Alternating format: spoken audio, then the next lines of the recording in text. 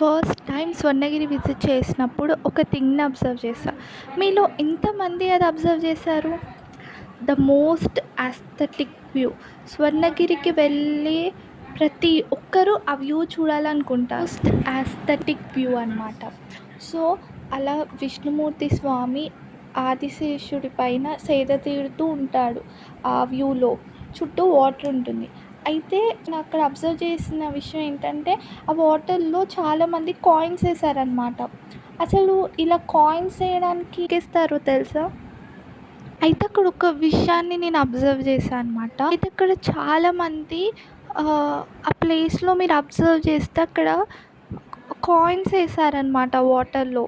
So, అలా coins ఎందుకేసారు వాటర్‌లో అంటే చాలామంది నమ్మకం ఏంటంటే, ఏదైనా కోరిక కోరుకొని అలా నీళ్ళల్లో కాయిన్స్ వేస్తే ఆ కోరిక నెరవేరుతుందని అనుకుంటారు. కాకపోతే దీనికి అసలు సైంటిఫిక్ రీజన్ ఏంటో తెలుసా? ఎప్పుడైతే ఓల్డెన్ డేస్‌లో కాయిన్స్ అనేవి కాపర్‌తోని తయారు చేసేవాళ్ళనమాట.